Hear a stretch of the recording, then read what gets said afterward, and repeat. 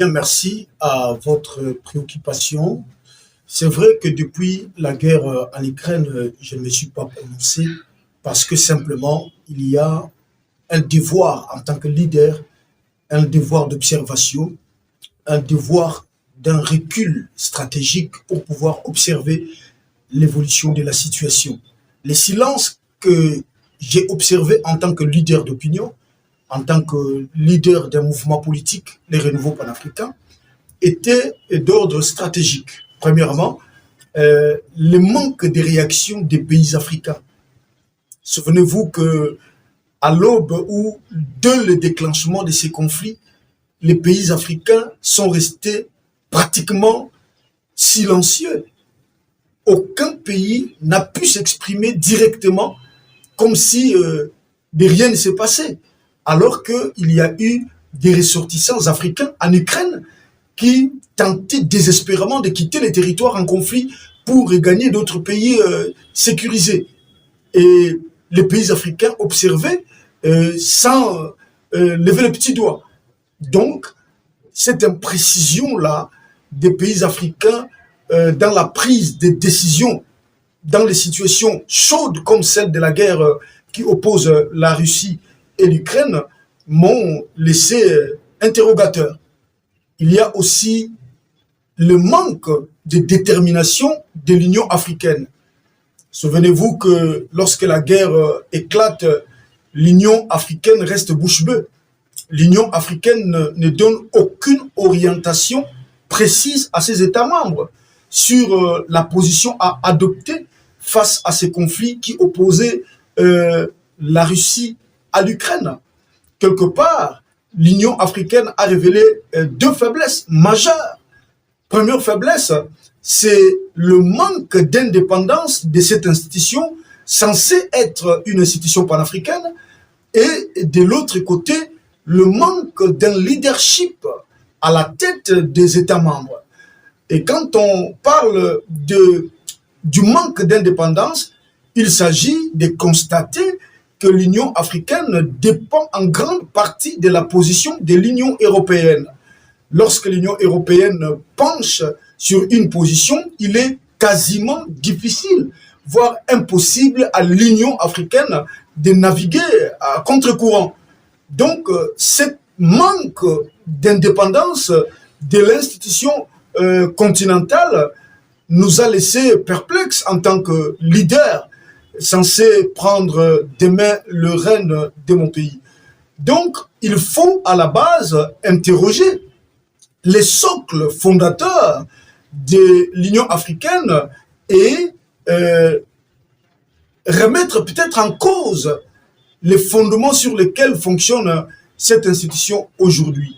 Donc, les silences observés étaient d'ordre stratégique pour non seulement voir l'évolution de la situation, mais surtout connaissant les menaces brandies par Vladimir Poutine d'utiliser l'arme nucléaire, il était de notre devoir d'observer l'issue de ces conflits, de cette guerre, avant de se prononcer. Il fallait donc réunir un certain nombre d'éléments.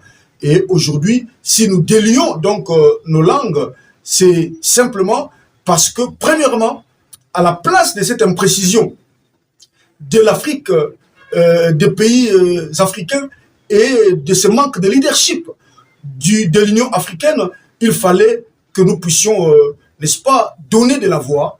Et bon, il y a aussi la montée de la russophilie dans le milieu panafricaniste que nous ne justifions pas forcément, parce que si nous regardons les socles fondateurs de l'Union africaine, ce qui a prévalu à la création de l'Organisation de l'Unité africaine, et donc ce qui fonde même l'idéal panafricain, vous remarquerez que nous sommes loin de comprendre ou de justifier cette russophilie qui se développe dans certains milieux dits parfois abusivement des panafricanistes, alors qu'en réalité, ces pseudo-panafricanistes manquent la sève panafricaniste qu'avaient porté les Kwame Nkrumah, les Martin Luther King, les Thomas Sankara, les Berry Patrice Lumumba et les autres grands leaders, les Sékou Touré, les Nasser, qui ont opté pour une décision claire, une position commune qui était le non-alignement.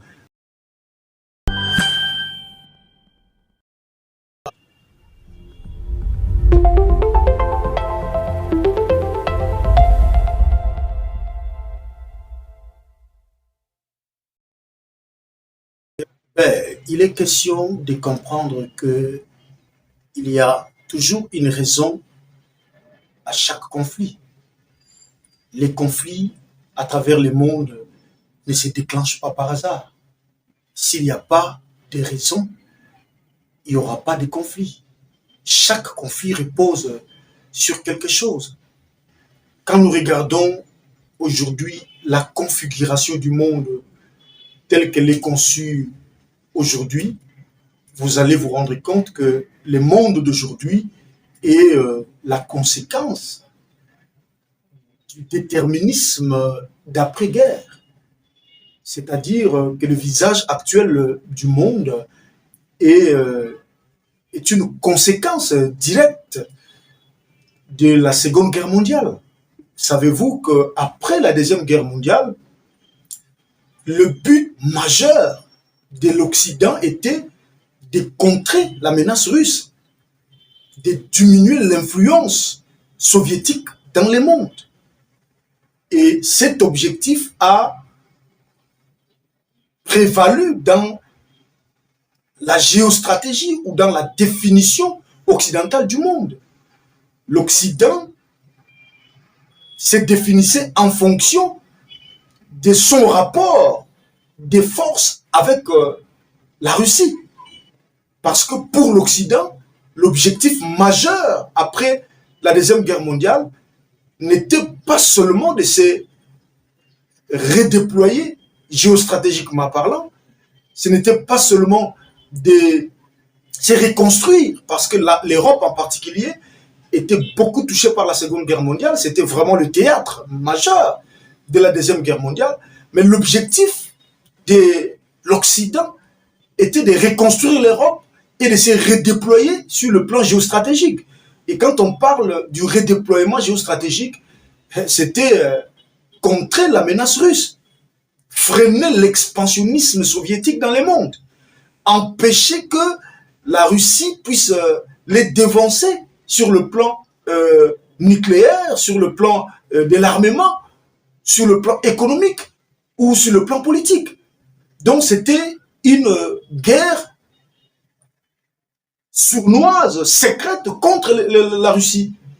Et l'Europe, malheureusement, a étendu cette phobie de la Russie, cette russophobie, jusqu'à aujourd'hui, en raflant toutes les républiques, les ex-républiques soviétiques qui sont massivement en train d'adhérer à l'Union européenne. Vous savez que l'objectif de ces adhésions, c'est d'affaiblir la Russie.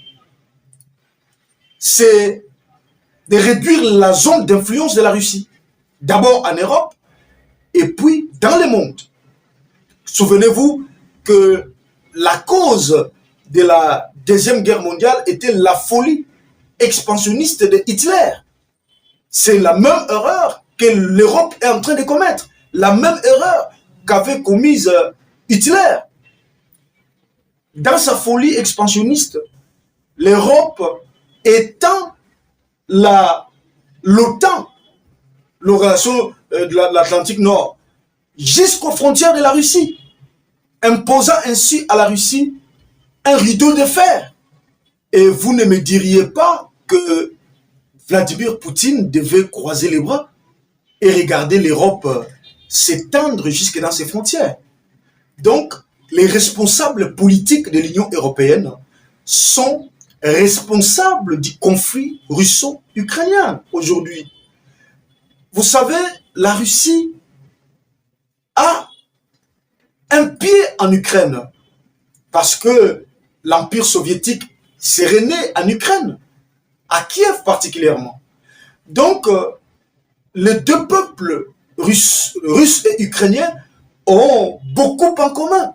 Au-delà de la culture, au-delà de l'histoire, au-delà des coutumes et certaines valeurs culturelles, ils ont une source commune. Donc, malgré le fait que l'Ukraine soit un État souverain aujourd'hui, mais l'Europe a poussé les boutons plus loin que ce qu'il fallait. Les responsables occidentaux sont allés jusqu'à pousser Poutine à faire la guerre à l'Ukraine. Les revendications de M. Poutine sont claires.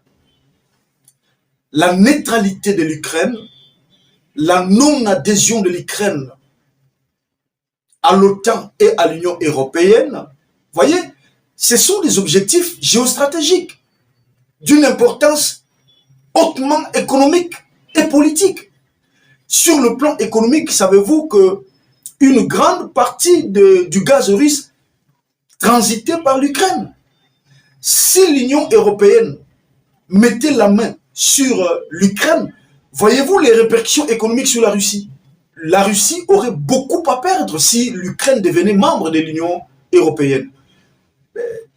Sur le plan sécuritaire, si l'Ukraine tombait entre les mains de l'OTAN, ce serait étendre l'influence occidentale aux frontières de la Russie, puisqu'ils vont étendre leurs zones sécuritaires, leur parapluie nucléaire.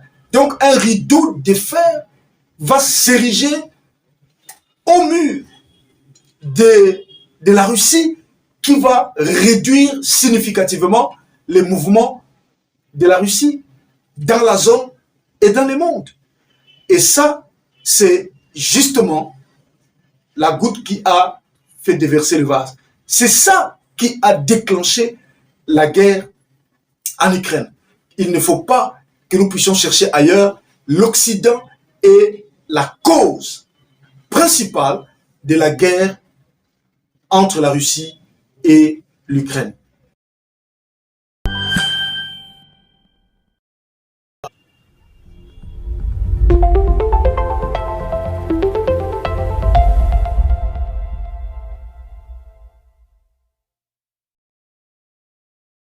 Oui, les conséquences, mais il y en aura. Le monde va beaucoup souffrir de cette guerre en Ukraine. Le monde va vraiment en pâtir. Nous déplorons la mort des milliers d'Ukrainiens et des Russes, des soldats russes. Il y en a beaucoup qui ont perdu la vie. Il y a beaucoup d'innocents Ukrainiens qui ont perdu la vie, qui n'ont pas demandé cela. Beaucoup d'Ukrainiens sont aujourd'hui sans logement. Beaucoup ont perdu leurs proches. Donc, en principe, en tant que panafricanistes, nous condamnons la guerre en Ukraine. Dans le principe, nous militons pour un monde en paix. Nous militons pour un monde qui vit de l'harmonie dans les rapports internationaux, dans les rapports entre nations. Nous sommes foncièrement contre la guerre entre la Russie et l'Ukraine. Déjà parce qu'il y a des pertes en vies humaines, déjà parce qu'il y a des pertes énormes du côté ukrainien, parce que beaucoup de villes ukrainiennes sont aujourd'hui méconnaissables, ce sont des ruines. Quand une nation s'est construite jusqu'à se doter des infrastructures, c'est inadmissible qu'au nom d'une certaine défense, qu'on arrive à bombarder cette nation. Nous pensons que les conséquences immédiates sont déjà devant nous. Nous avons des familles entières qui sont sans logement, qui sont divisées, qui ont abandonné leurs biens en Ukraine pour pouvoir fuir les combats. Et donc, ça crée une vague de migrants qui vont encore gonfler la population en Europe, que d'ailleurs les Ukrainiens n'ont pas demandé. Ça, ce sont les conséquences immédiates. L'Ukraine a perdu beaucoup de ses infrastructures de base. Aucune nation ne peut accepter cela. Vous connaissez les prix qu'un État peut payer pour pouvoir doter à son peuple et à sa nation les infrastructures dont dont ce pays a besoin pour pouvoir se projeter dans l'univers du développement. À long terme, il y aura d'énormes conséquences. La première conséquence visible, c'est déjà sur le plan économique. Vous savez que la Russie produit les gaz naturels, le pétrole et le bleu. L'Ukraine est un grand marché de bleu. Et donc, déjà en Europe, qui dépend à 40% du gaz russe, comprenez qu'il y aura une flambée des prix.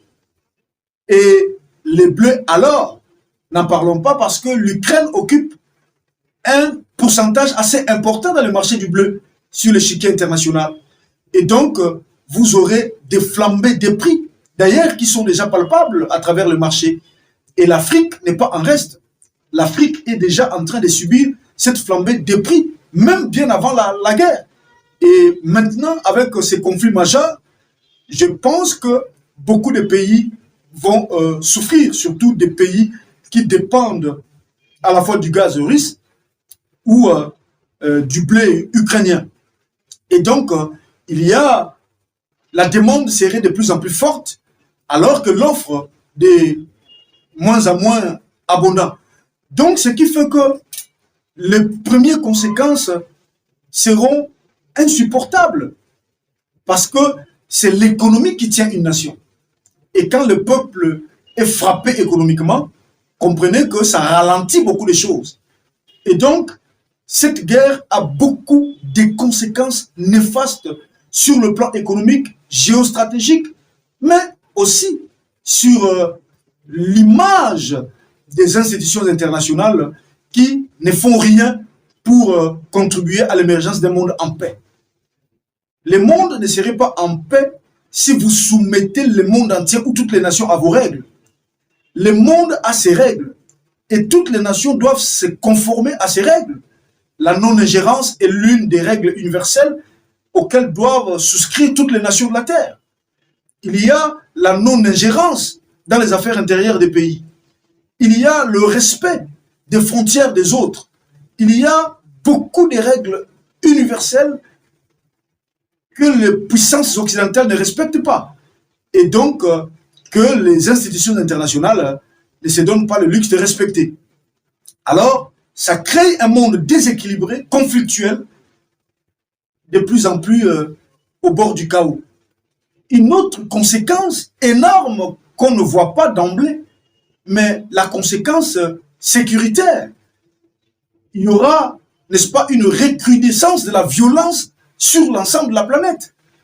Quand vous regardez, n'est-ce pas, le nombre de la fourniture d'armes de l'Occident à l'endroit de l'Ukraine, mais toutes ces armes-là finiront entre les mains des bandes incontrôlables qui pourraient les utiliser ou les réutiliser contre la paix dans le monde.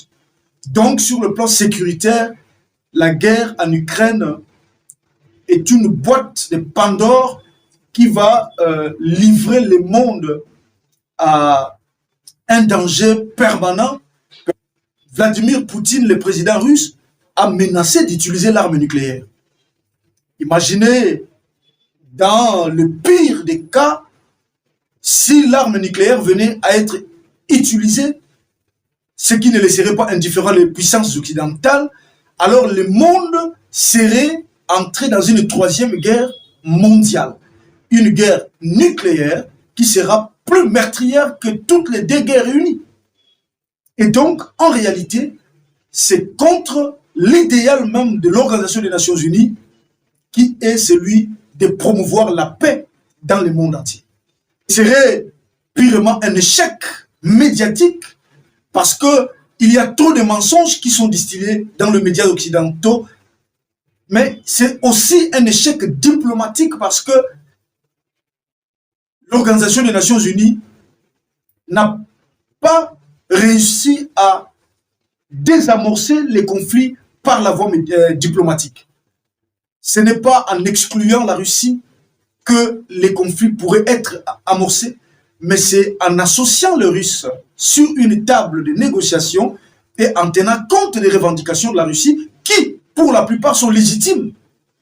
Je pense que seule la voie diplomatique serait la voie appropriée. Donc, sur le plan diplomatique, c'est un échec et les conséquences seront énormes et à long terme.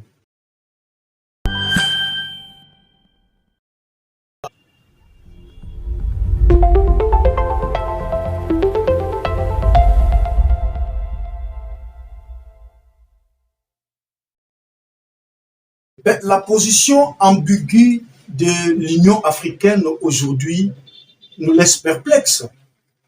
En réalité, l'Union africaine doit s'inspirer du socle fondateur de l'Organisation de l'Unité africaine, à savoir les non-alignements.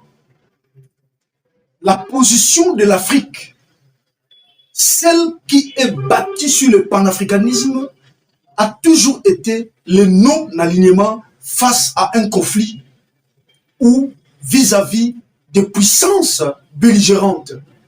Et cette position a été adoptée en 1955 à la conférence de Bandung. Cette position a été également maintenue à la création de l'Organisation de l'Unité africaine en 1963. Mais l'on ne comprend pas, depuis l'an 2002, lorsque l'Union africaine est née à Durban en Afrique du Sud, c'est comme s'ils ont écarté l'acte fondateur de l'Organisation de l'Unité africaine. Puisqu'aujourd'hui, les pays africains n'observent plus ces non-alignements. Le but du non-alignement n'était pas d'isoler l'Afrique ou les pays africains, mais ça constituait à la formation d'une troisième voie qui pourrait jouer un rôle géostratégique important dans les relations internationales. Et donc, nous ne comprenons pas aujourd'hui comment l'Union africaine n'arrive pas à se référer à ce qui a prévalu lors de la création de son ancêtre, l'Organisation de l'Unité africaine. Le non-alignement est donc la position officielle, ou il est censé être la position officielle de tous les pays africains. Avec un certain nombre de pays africains, la RDC s'est carrément alignée au mépris de tous les principes panafricanistes derrière les sanctions adoptées par l'Union européenne et l'Occident contre la Russie. Alors, l'Afrique ne peut pas se donner ce luxe-là de se diviser ou de s'aligner derrière l'un des blocs. Le non-alignement nous empêche de subir et de nous isoler face à un monde de plus en plus conflictuel. Le non-alignement nous permet de nous redéployer pleinement dans les deux blocs opposés et exercer notre propre souveraineté en fonction de nos intérêts. Seule l'Afrique du Sud est restée neutre. L'Afrique du Sud a observé le non-alignement. Alors que, stratégiquement, l'Afrique du Sud serait beaucoup plus proche des États-Unis d'Amérique. Et donc, l'Afrique du Sud serait enclin à adopter la même attitude que les pays occidentaux. Mais non, l'Afrique du Sud, en tant que membre de l'Union africaine, un pays majeur dans la définition de l'Afrique, est resté fidèle aux principes fondateurs de l'organisation continentale. Et cela remet en cause cette russophilie qui se développe dans certains milieux dits abusivement panafricanistes. Les pro-russes qui soutiennent tout ce que fait Poutine en Ukraine. C'est comme si les conséquences de la guerre froide ne sont pas devant leurs yeux. Ou alors, c'est comme si la Russie était le nouveau messie des pays africains. Mais c'est quelle aberration de voir que ceux qui militent au nom du panafricanisme soutiennent les crimes commis par Poutine en Ukraine. Il y a des actes criminels que l'armée de Poutine a commis en Ukraine qui doivent être condamnés. Et nous, en tant que panafricanistes, notre position est claire, c'est le non-alignement. Nous ne pouvons pas nous aligner ni derrière l'Occident, ni derrière la Russie. Parce que idéologiquement, nous sommes panafricanistes, et qui dit panafricaniste, c'est l'affirmation de notre souveraineté, de notre indépendance. Du coup, nous adoptons le non-alignement comme positionnement stratégique. Et donc, cette effervescence dans certains milieux panafricanistes doit être condamnée et qualifiée d'enfantillage politique. C'est aberrant de pousser les peuples africains à croire que la Russie peut aider un pays africain à se relever, alors qu'une grande partie de la responsabilité de notre échec incombe à la nature de l'élite aveugle, incapable, impuissant et marionnettisée que nous avons à la tête de nos pays. Donc je crois en tant que panafricaniste, d'un côté, l'Union africaine a échoué, elle ne représente pas valablement le continent africain. L'Union africaine a trahi les principes qui fondent cette organisation. Et de l'autre côté, les pays africains, malheureusement, sont encore marionnettisés, vassalisés et sont incapables d'adopter des positions qui pourraient aider leur pays à se projeter au devant de la scène. Notre position en tant que panafricaniste est claire. Le non-alignement, la condamnation de tout acte criminel contre un autre peuple, la violation de l'intégrité territoriale de notre État et au-delà de tout, nous devons condamner avec fermeté l'expansionnisme de l'OTAN dans les frontières de la Russie qui aujourd'hui a conduit le monde dans ce chaos qui pourrait dégénérer en un conflit majeur dans le monde. C'est à cause de tous ces paramètres que nous appelons les pays africains à revoir leur position et à comprendre que l'Afrique doit jouer l'équilibre. Et pour jouer l'équilibre, nous devons rester dans notre position de non-alignement. Si nous nous écartons de cette ligne directrice qu'est le non-alignement, nous allons plonger ou encourager ceux qui veulent plonger le monde dans le chaos à les plonger, et ça aura des conséquences néfastes pour les pays africains qui jusque-là sont incapables de s'autodéterminer, de s'auto-protéger, de s'auto-gouverner et alors de s'auto-financer.